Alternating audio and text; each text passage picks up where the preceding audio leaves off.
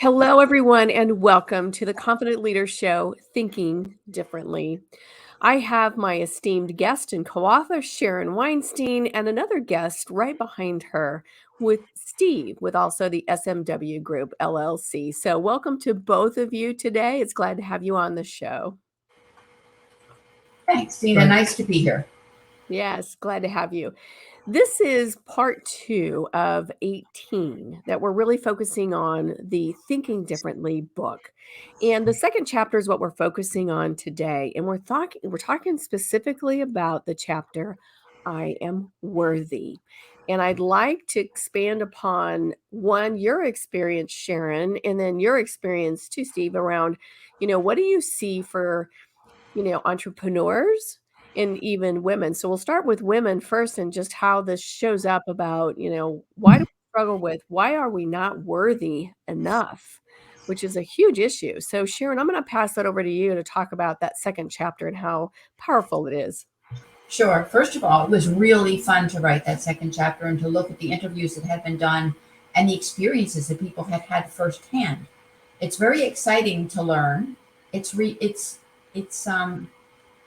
It's powerful to learn that you are not alone, that other people have had the exact same experience that you have with respect to not being valued, to not feeling worthy, being afraid to ask, not having the confidence to step up and step out, and basically almost being afraid to move out of their own skin to a Yeah. position of power. Yes. And so to be able to create that chapter based upon the experiences that others had had and realize that you're not solo in this journey, along this path. Yeah. There really are others who have been through exactly the same thing. Yeah. And to me, Dina, the chance to meet with others and to learn through a group how others have responded is so empowering, isn't it? Yeah, absolutely. Absolutely. And it's not even kind of that small world that we're in. Steve, I'm going to pass that over to you. Kind of talk a little bit about what you do in the entrepreneur world and kind of what you see. And you may have to kind of wheel in a little closer so we can hear you. But yeah, we want to hear what you have to say. Go ahead. All right. I was a hospital CEO, and I turned around financially troubled hospitals for over 20 years. So, as you know, my staff was predominantly women, and I saw many women who had never been told in their upbringing that they can do it, that they were supported, that they could do anything a man could do, anything anybody else could do.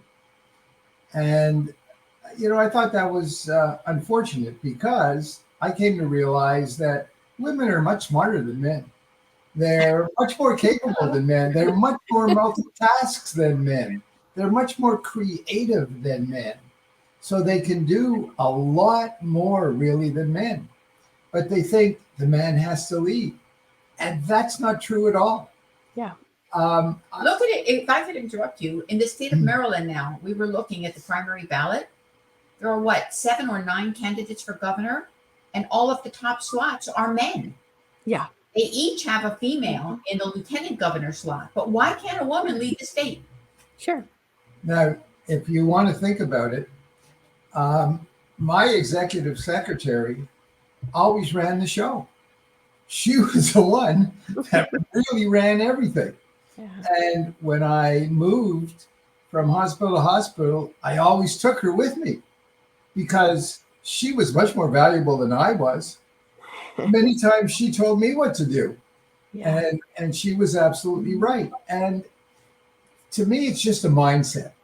It's just a mindset because your boss, your supervisor doesn't do anything differently than you do.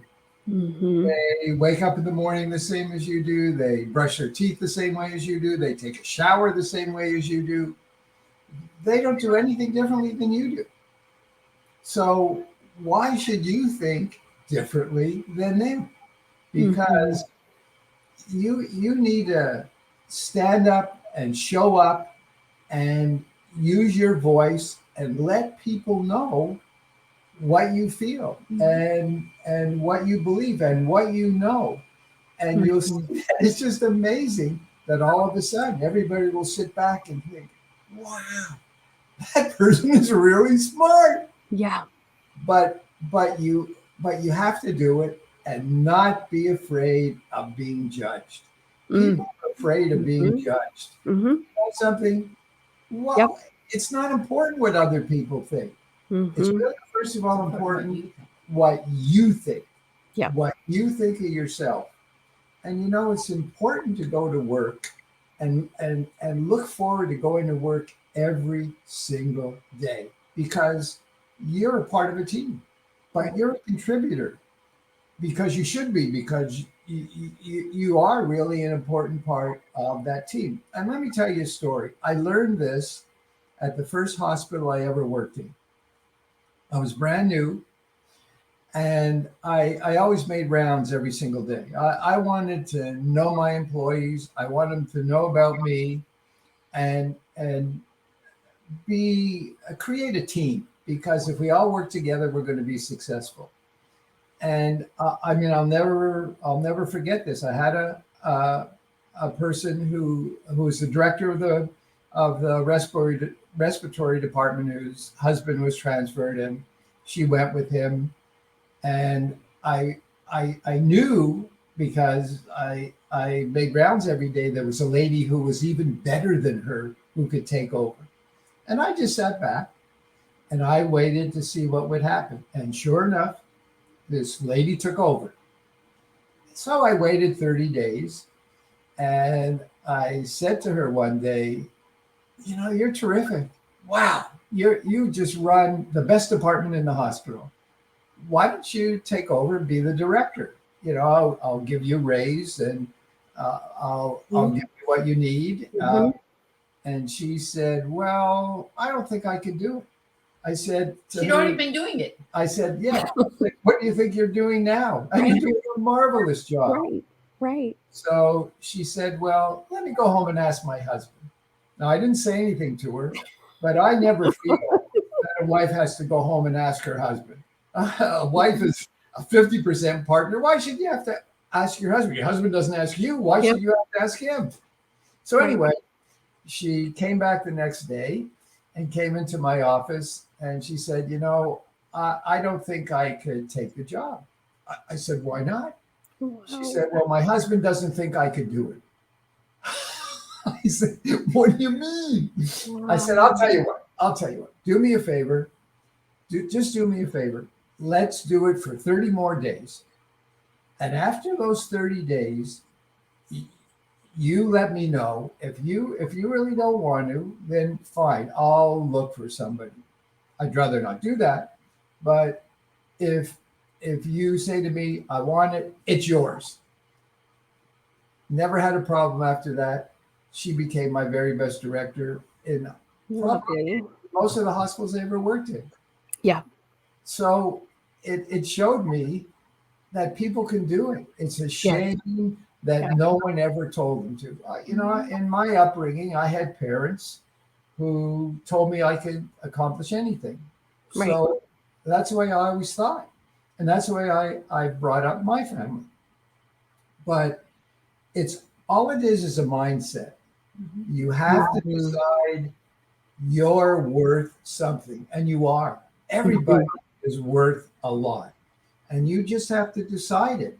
It Mhm. doesn't happen overnight, but you have to keep thinking and look for an opportunity to contribute and speak your mind. And I implore you to do that, and your life will Mhm. change. I love that. I think it's so hard for women to actually stick up the mirror and take a good look. And we walk away from a lot of things because we're afraid we're going to see somebody great and that we have to sacrifice in order to do things that we think we can be very powerful at doing. And then there's these internal fears. And I think you spoke to them, Steve, a little bit about, we are our childhood. We are the making of our experiences and those beliefs. And it's really hard to unpack those I am not worthy beliefs. And that fear kind of keeps people at, arm's bay.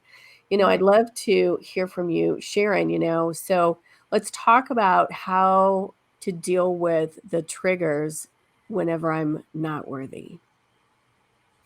That's interesting, Dina, because we don't want to give away the secrets. There are lots and lots of books out there that empower women to do things, but they only tell them what the situation is. They Right. don't tell them what the solutions are.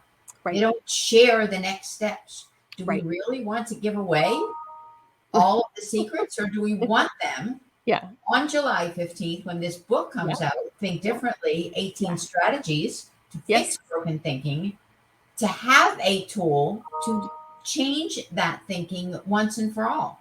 Right. Where do we want to go with this? Yeah. No, I'm 100% on board with you. We want you, the listeners out there, to realize that you need some awareness around figuring out when you are triggered. Just got back from a Montana retreat, really, really focused on how do we recognize what's happening? Because when we have that trigger and you can recognize it, that's the very first step. So I'm going to give you that little pearl, and hopefully that you'll be able to step in and order this book and this workbook, because it's specific strategies. It's the how. The how has been missing for centuries. How do we do this? How do we move forward? How do we create this worthiness for the greatness that we have so that we can make an impact in the world for men and women, for all kind? It's huge, absolutely It is huge, huge. but we need awareness first. We need a Yeah. deep dive Yep. into ourselves and into our being to Right. understand. And Right. if we're not aware, we can't act. Right. And we need safety in that. We talk a lot in this book about safety. We are truly believe that the tribe is important, that you surround yourself with people who can create some of that psychological safety. The problem is a lot of people in the world today don't feel safe no matter where they are. So unless you've experienced it, those are some of the things that Sharon and I are helping you, the listener, to think and understand that you can own this. You can learn how to create it for yourself. You can create it for other people, and you can find that greatness for your worthiness. So I'd like to just kind of pass it back to you and Steve to close a little bit here. So on the Confident Leader Show, Thinking Differently. So Steve, I'd like to get your final comments, and then Sharon, I'll ask you to close us out. Go ahead. It's really important that if you're not happy now with your life and you want change, then you have to be the change agent yourself. Yes. And Yes. and it's important to be happy with your existence, with your life, whether it's family, work, whatever. But you have to do it yourself. Mm-hmm. And and you can never be afraid of ever making a mistake, because as long as you change, you're Right. going to make mistakes. Right. And that's how you learn. I've always learned on the job. I hate to tell you this, but I never used anything that I learned in the classroom. It was always everything that I learned Imagine on that. the job. And I made mistakes. Yeah. I mean, we all do. sometimes I could flip a coin because Mhm. I didn't know what to do. But, I never worried about making a mistake, because I could see down the line, if I was, then I knew I would change and make a little detour. But the point is, when you make a mistake, it's not life shattering. Yeah. You're still living. Yeah. It doesn't matter. You Yes. just correct it. Yes. Sometimes I've made the same mistake twice. Yeah. So what? Yeah. So what? I learn and I try a third way.